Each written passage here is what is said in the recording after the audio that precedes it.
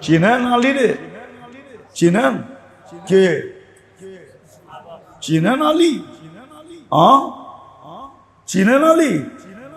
শেরে খোদা, ফাতে খায়বার, মুর্তাজা, জান্নাতের সর্দাঙ্গী স্বামী, জান্নাতের যুবকদের সর্দারদের আব্বা, সৈয়দুল আম্বিয়া মুহাম্মদুর রাসূলুল্লাহর কলিজার টুকরা ওই আলী রাদিয়াল্লাহু তাআলা আনহু বলতেছে, মানি তামাদা আলা আকলিহি দাল্লা। আজকে আমাদেরকে এইটাই গুমরাহ করছে, এটাই গুমরাহ করছে। আর উনি বলে গেছে যে এটার পিছে চলবে ও গুমরাহ হবেই হবে। আজকে আমাদেরকে এটাই গুমরাহ করছে, এই জন্য আমরা মডেল বানাইছি ওদেরকে। Europe model, England model, America model, Canada model, Australia model, Japan model, Europe model, বিজাতিদেরকে আমরা মডেল বানাইছি। আর মাইরও খাইতেছি। কি শুনছিলাম ছোটবেলা ঢুস খাইলে বলে হুশ হয়, আমগো তো হুশও নাই। বুঝা গেল প্যারালাইসিস হয়ে গেছে। এত মায়ের মুসলমান খাইতেছে, তারপরও হুশ আসে না, তারপরও হুশ আসে না। সারা দুনিয়াতে জাম করার মুসলমানের কাছে হাজারো জিনিস রয়ে গেছে। মুসলমান বলে আমাদের কাছে অস্ত্র নাই, আমাদের কাছে টেকনোলজি নাই। আরে তোর কাছে যা আছে, রব্বে কাবার কসম মসজিদে বসা বলতেছি, কি আপনাদের ঘরে যে পুরান কাপড় আছে, এক একজনের ঘরে কয় বছর চলবো? কাপড় যদি না বানান, না কিনেন, কয় বছর চলবো? আপনারটা 5 বছর, আপনারটা নাই। পুরান কাপড় আলমারিতে নাই, আপনার ঘরে নাই, আপনার ঘরে নাই, আপনার ঘরে এক একজনের ঘরে তো আছে যে 20-30 বছর চলবো। 5 বছরের জন্য দুনিয়ার মুসলমান বলুক, আমরা কোনো এই 5 বছরে একটা সুতাও কিনবো না। আমাদের পুরান কাপড় দিয়ে আমরা এই 5 বছর, আলমারির পুরান কাপড় দিয়ে আমরা 5 বছর চালায় দিব। রব্বে কাবার কসম, সারা দুনিয়া কালকে আপনাদের পায়ে পড়বে। সারা দুনিয়ার চিৎকার শুরু হয়ে যাবে, আমাদের তুলা কে কিনবে, সুতা কে বানাবে, গেরে কে বানাবে, কাপড় কোত্থেকে তৈরি হবে, সমস্ত মেল বন্ধ হয়ে যাবে। দুনিয়ার সবচেয়ে বেশি কাপড় কারা কিনে? কে কিনে? কে কিনে? মনে হয় মানেন না, ঠিক না? এটা একটা কাপড়। আপনি বলবেন আমাদের দেশের গার্মেন্টস গুলো তো ওদেরই দিয়ে চলে, ঠিক না? এটা একটা কাপড়। বিকেনি একটা কাপড়, 3 কোয়ার হাফ কোয়ার্টার একটা কাপড়, হ্যাঁ, টি শার্ট একটা কাপড়। সবচেয়ে লম্বা লম্বা কাপড় তো মুসলমান পরে। সবচেয়ে বেশি ব্র্যান্ড কে ব্যবহার করে বলেন তো? কে? হ্যাঁ, কে ব্যবহার করে? মনে হয় মিডিয়া দেখেন না, ঠিক না? খালি আমি সারা দেখি। এক একজনের টি শার্টের দাম কত, এক একজনের গেঞ্জির দাম কত, এক একজনের প্যান্টের দাম কত, এক একজনের ঘড়ির দাম কত, এক একজনের জুতার দাম কত। কি বাইরিতেছে না? দেখেন না? হ্যাঁ, ইয়াউমা তুবলা সারায়ের, কিয়ামতের দিন বাহির হওয়ার আগে দুনিয়াই বাইরিতেছে। কয় টাকার চাকরি, কয় হাজার কোটি টাকার জমি। কিয়ামতের মাঠে কি বেরিয়ে? দুনিয়াই বেরিয়েছে, ঠিক না? হ্যাঁ, সবচেয়ে ব্র্যান্ড কে ব্যবহার করে? মুসলমান। মুসলমান। খালি আমেরিকার দিকে দেখেন না, ওরা শুধু গাড়িটাই ব্যবহার করে, আর কিছু না। আমারে বুঝেই দেব না, গাড়ি ওদের নিজস্ব। আমাদের দেশে যদি ট্যাক্স ফ্রি গাড়ি হয়, তো আমিও প্রতি মাসে গাড়ি একটা চেঞ্জ করবো। আরে প্রতি মাসে না করি, 6 মাসে তো করবো।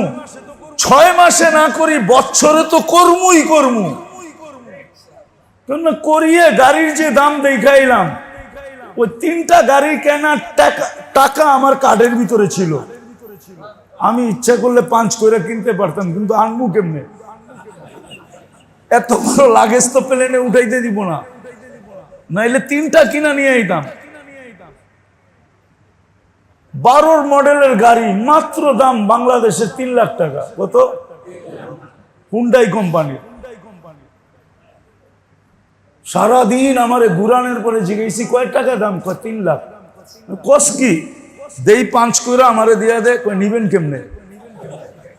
দিয়া দিমু, টাকাই লাগবো না, দিয়া দিমু, কিন্তু নিবেন কেমনে কোন? এটা ছাড়া আর কি আছে? বাইরের থেকে ঘরটা দেখেন, দেখাইছি ভিতরে ঘরে কি আছে আমারে বুঝাইতে হবে না। তো যেটা বুঝাইতেছিলাম মুসলমানের কাছে ছিল আফসোস, বড় আফসোস।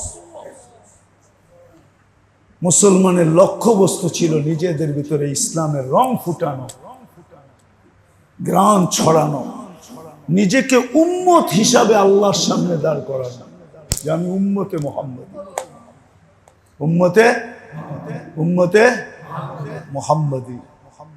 কালকে আমি এক জায়গায় বলতেছিলাম, এক মাদ্রাসায়, বরুড়া মাদ্রাসায়, কালকেই বলতেছিলাম যে আপনারা যতই চিৎকার দেন আমারে একটা কথা মানাইতে পারবেন না, যতই চিৎকার দেন।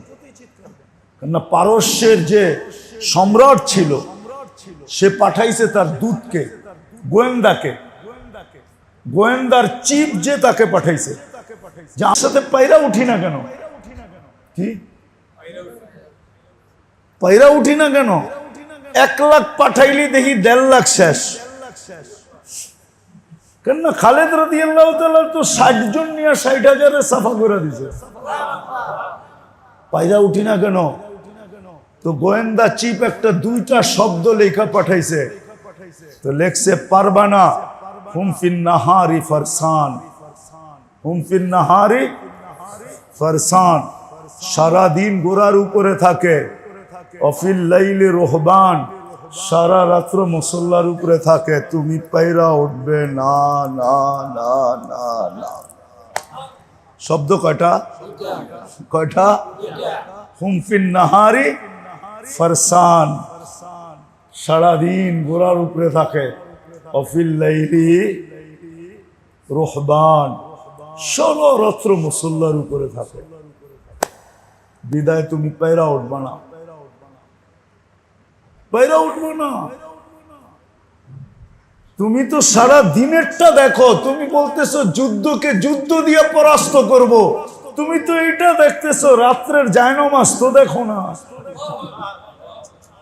রাত্রের জায়নামাজ তো দেখো না। এটা তো সারা রাত্র জায়নামাজে দাঁড়ানো থাকে, আর চোখের পানি ঝরাইতে থাকে, আর কোরআন পড়তে থাকে, আর আল্লাহর লগে লাগাইতে থাকে, এক তাল্লুক সারা রাত্র জুড়তে থাকে। আর সকালে উঠা যখন ঘোড়ার উপরে ওঠে, তো 100 তোমার 1000, তাও বরাবর হয় না, তাও বরাবর হয় না। আমরা এটা বলতে কেউ রাজি না। এই জন্য বেরে দোস্ত আসেন, আসলে যেটা ছিল, এই জন্যই সোহবত দরকার। এদেরকে মডেল বানান, হক্কানি আলেমদেরকে, আল্লাহওয়ালাদেরকে, নিজের ভিতরে ইসলামের রং ফুটান, নাইলে কোরআনের কথা সত্য হবে। কোরআন বলছে, ধোঁকা তো আল্লাহকে দিতে চায়, কিন্তু আল্লাহকে ধোঁকা দিবে কে? নিজেই ধোঁকা খায়। ইয়াখদাউনা আনফুসাহুম, সে নিজে নিজেকে ধোঁকা দিতেছে। আমরা আজকে নিজে নিজেকে ধোঁকা দিতেছি। এই জন্যই সোহবত দরকার, সোহবত। ওলামাদের সোহবতে আসেন, ওলামাদের সোহবতে থাকেন। 2টা চটি কিতাব পড়া, একটু গুগলের ভিতরে গাইটা সেইটা, একটু নেটের ভিতরে দেখা সেইখা, নিজের পণ্ডিত মনে করেন না। পণ্ডিত রাগ হয়ে যায় না, অনেক পণ্ডিত আছে এরকম, একটু বইটই পড়া মনে করে ছোটবেলা শুনছিলাম মনে হয়, আবার রাগ হয়ে যান কিনা জানি না। আমগো কিতাবে আছে, কয় খড়কুটা বলে পানিতে ভাসে না।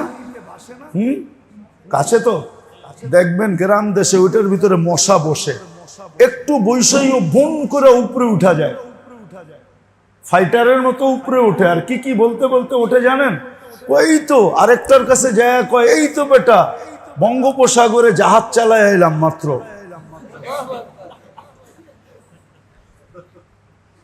রাখবেন না, ওই তো বঙ্গোপসাগরে মাত্র জাহাজ চালায় এলাম। ওই খড়কুটায় বৈশা গ্রামের বৃষ্টির পানিতে প্লাবিত এলাকায় বৈশা ও যেরকম বলে খড়কুটার উপরে বৈশা ফ্লাই করে বলে আমি বঙ্গোপসাগরে জাহাজ চালায় আসছি, আপনিও কয়েকটা কিতাব পড়া নিজেকে এরকম পণ্ডিত ভাইবেন না। ভাবলে লস আপনার হবে, আকল আপনাকে ধোকা দিবে, ধোকা। তখন আর ওলামাদের পিছে চলতে পারবেন না, এদের সোহবত পাবেন না, আল্লাহ ওয়ালাদের সোহবত পাবেন না।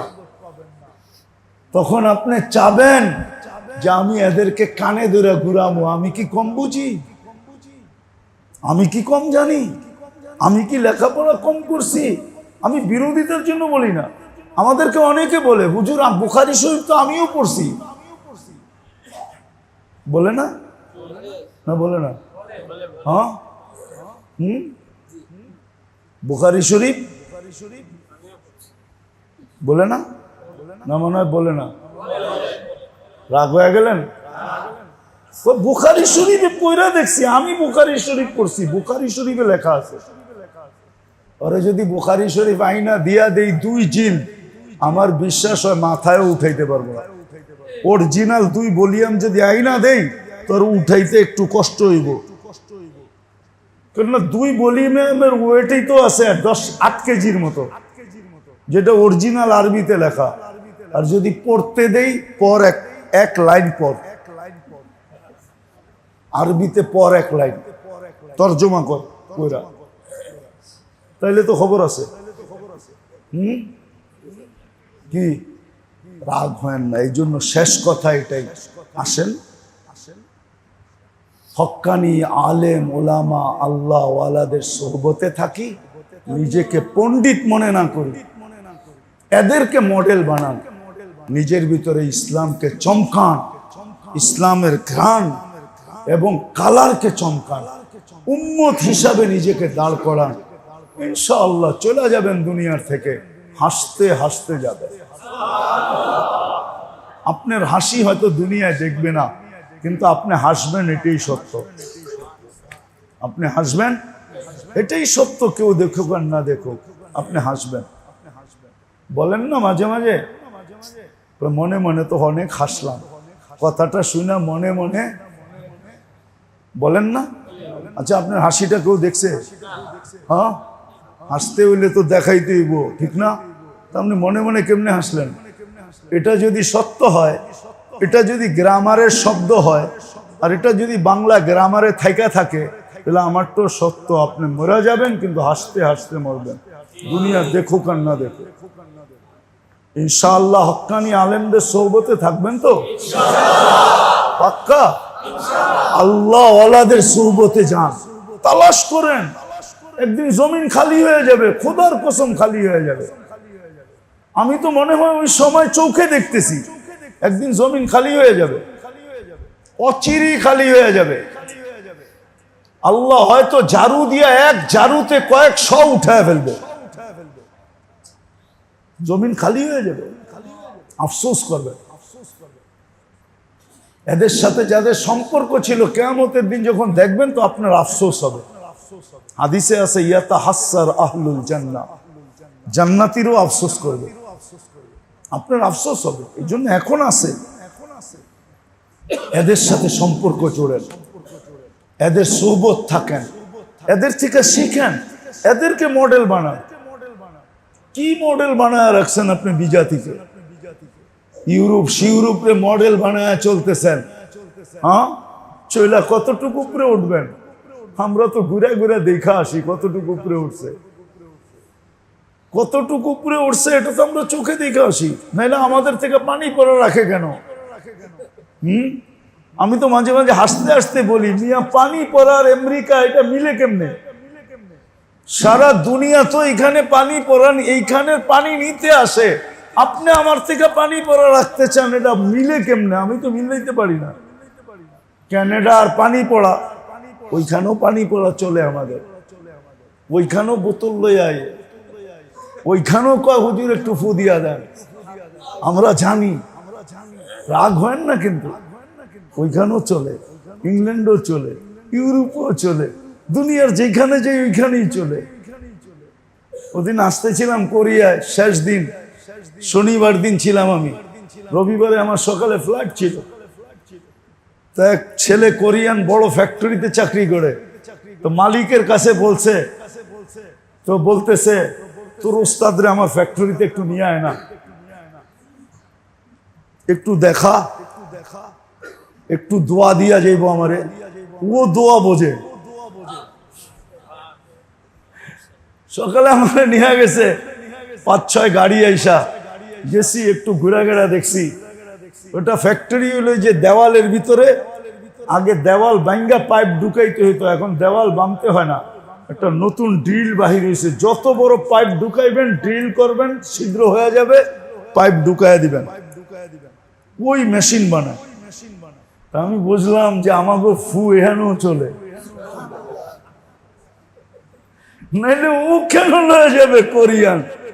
ও বুঝলো কি এটার যে বরকত হইব, আমার একটু দোয়া দিয়া যাই দেখো। ও তো না খ্রিস্টান, না বুদ্ধিস্ট, না মুসলমান, ও তো কামই বোঝে আর টাকাই বোঝে আর কিচ্ছু বোঝে না, কিন্তু আল্লাহ ওরে দোয়া বুঝাইয়া দিছে। আফসোস যদি আমরা বুঝতাম। আল্লাহ আমাদের সবাইকে আমল করার তৌফিক দান করেন। ওমা আলাইনা ইল্লাল বালাগ। আগামী মাসের 27 তারিখ ইনশাআল্লাহ, বেঁচে থাকলে, দেশে থাকলে, সফরে চলে গেলে আর আজকে মেহমানদারির ব্যবস্থা আছে সবাই, মসজিদ কমিটির পক্ষ থেকে, বা আমরা যারা এই ইসলাহি প্রোগ্রামটা, আপনারা চান এটা হোক প্রতি মাসে? হ্যাঁ, না সবাই মনে হয় চায় না। হ্যাঁ, নামান, তাইলে আপনারা নিয়ে আসেন সবাইকে দাওয়াত দিয়া, আর দোয়া করেন যে আল্লাহ এই মজলিসে যে আসবে সে যেন আত্মার খোরাক নিয়েই যায়, আত্মার খোরাক ছাড়া এখানে যেন কেউ না যায়, কেউ যেন বঞ্চিত না হয়।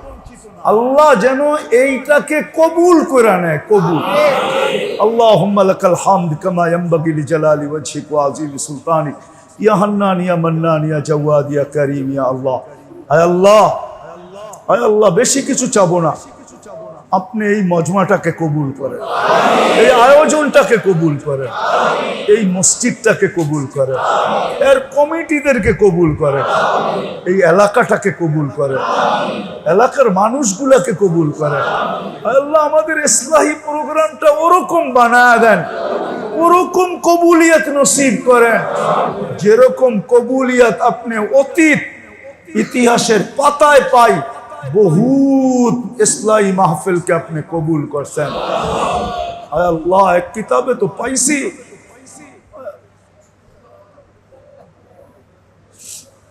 কেমনে বলবো আল্লাহ।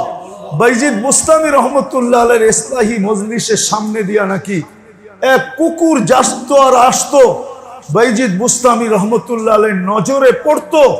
ওই কুকুর কোন মহল্লায় গেলে সব কুকুর বলে তার পাশে আইসা জমা হয়ে যেত। আল্লাহ আমাদের এই মসজিদটাকে এরকম কবুল করেন, এই এলাকাটাকে কবুল করেন, এর মানুষদেরকে কবুল করেন। আল্লাহ, আল্লাহ আমরা আল্লাহ হয়ে আপনার কাছে যেতে চাই, আমরা পাক্কা উম্মত হয়ে যেতে চাই, পাক্কা মুসলমান হয়ে যেতে চাই। আল্লাহ আপনি আমাদেরকে খালি হাতে ফেরত দিয়েন না, যার যে পেরেশানি আছে দূর করে দেন, প্রয়োজন আছে মেটা দেন, অসুস্থ আছে শেফায়ে কামেলা আজেলা দায়েমা মুস্তামিররা নসিব করেন। আল্লাহ, আল্লাহ যারা কবরে চলে গেছে, বিশেষ করে সামিনদের, শ্রোতাদের মধ্য থেকে যাদের আত্মীয় স্বজন এই মসজিদের সাথে যারা সম্পর্কিত ছিল, কমিটির হোক আর মহল্লার হোক, এরা যারা কবরে চলে গেছে, এই এলাকার যারা কবরে চলে গেছে সবাইকে আপনি মাফ করা দেন, কবরকে জান্নাতের বাগান বানা, আমাদের মা বাবাকে মাফ করা দেন, ফিলিস্তিনকে জয় যুক্ত করে দেন। আয় আল্লাহ আমাদের দেশটাকে আপনি হেফাজত করেন। সাল্লাল্লাহু তাআলা আলা খায়রি খালকি মুহাম্মাদি ওয়া আলিহি ওয়া সাহবিহি আজমাইন বিরহমাতিকা ইয়া আরহামার রাহিমিন।